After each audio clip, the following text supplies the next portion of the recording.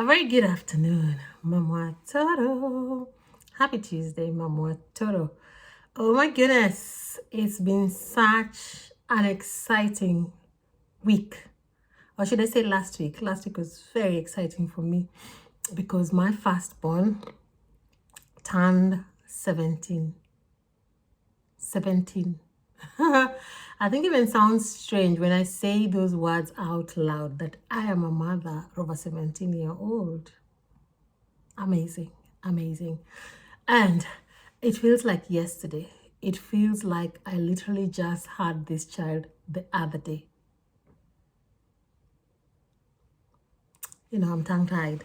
So I always wanted to be a mother, Mama Toro. I dreamt of being a mom. I really badly wanted to be a mom. As far as I can remember when I was young, I was the kind of little girl that babysat everyone's children. Like I was always surrounded by children. So I desperately wanted to be a mom. And boy, I don't even think that I knew what motherhood meant. Looking back, motherhood means a lot and it comes with a whole lot. I don't think a lot of us are even prepared for, the journey of motherhood. Oh my goodness, looking at my now 17-year-old, it's just the other day I held her in my arms. So I always wanted to be a mom. And I was blessed to become a mom in the year 2005. I was 26 when I had my firstborn, Kayla. Her second name is Loch. And I spent months, many months. I think I found out that I was pregnant with Kayla. I found out very early on in the pregnancy. And then I was, it just happened in a very, I can't even explain it. Like, I didn't even think I was pregnant. I didn't even know I was pregnant. I was not feeling pregnant. So I was just joking around and I went to the doctors and I was just taking a random pregnancy test. Those ones that you just want to take a test. Then I was told that I was pregnant, positive. And that is how the journey to motherhood began for me, Mama Toro. And so I was so excited. From the moment I found I was pregnant, I was so excited. I went for so many scans. I think I went for a total of like 5 scans back in those days. So the journey to motherhood began then. And then September 2005, and I was heavily pregnant. I was so heavy because during this entire pregnancy, I had been eating a whole lot. Back in those days, we were told that you have to eat for 2. So I just ate a lot. I ate and ate and ate and ate. And then, yeah, come September, I went to the hospital and it was one stretched labor. I think I checked in at the hospital at 3 p.m. in the afternoon.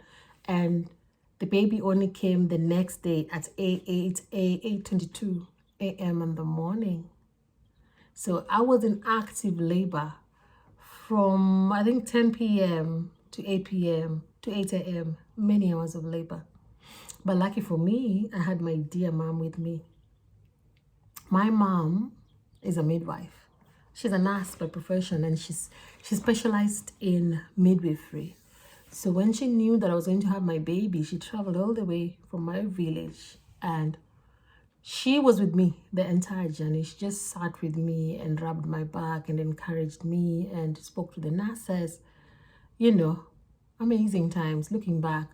Like my mom was not even allowed to be in the labor ward, but her being the kind of person that she is, she's very strong-willed. She was so relentless. She refused to budge and she stayed throughout labor.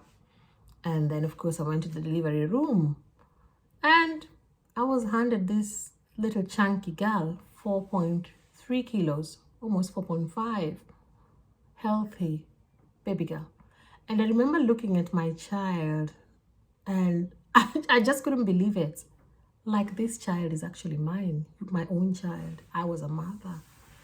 So, beautiful, beautiful, beautiful little girl. I had my family, You know, my mom and my siblings were all there. And I think back then my grandma was still alive. My maternal grandma came over. And so I was surrounded by family and a lot of support. This little girl was loved from the minute she came. And that is when my journey to motherhood began, you know, raising this beautiful little girl. And the years have gone by so quick. You know, year 1 went by, year 2. And at some point, I got the hang of it, you know. First time mom, you stress about things. Going back to work the first time after 3 months was stressful. And then I remember back in those days, I lived with my brother. And my brother would bring the baby to me at work. Yes, he would. And sometimes he would just bring the breast pumps. So I would pump milk or he'd bring the baby to me. And it made things so much easier. I was also blessed to have a very good housekeeper. My housekeeper was from Tanzania. And so she only spoke Swahili, didn't speak any English.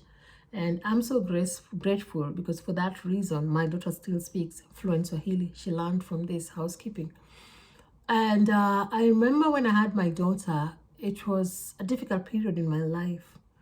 Looking back, I don't even know how I managed to stand and go through that period in life. But I think that is what taught me how to be a strong woman. Having my daughter made me stronger. You know, if I thought I was strong, I became stronger. So I was also fortunate that this babysitter was also a very prayerful woman. She prayed. This woman could pray. And there's so many times that she just sat with me when the baby was crying in the night and just held my hand and prayed for me and prayed with us and prayed for us. So now I'm still in touch with this amazing lady. You know, she got married a few years ago and my daughter was one of her flower girls. So that is how my daughter came into my life. And then we have done a lot of growing up together. Together we have learned. Together, you know, she's been with me. Mistakes have been made along the way and lessons. And now we're finally in a place where we are sort of like siblings.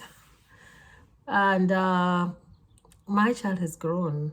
You know, we can talk and we disagree. There's a lot of disagreements actually because she's a teenager.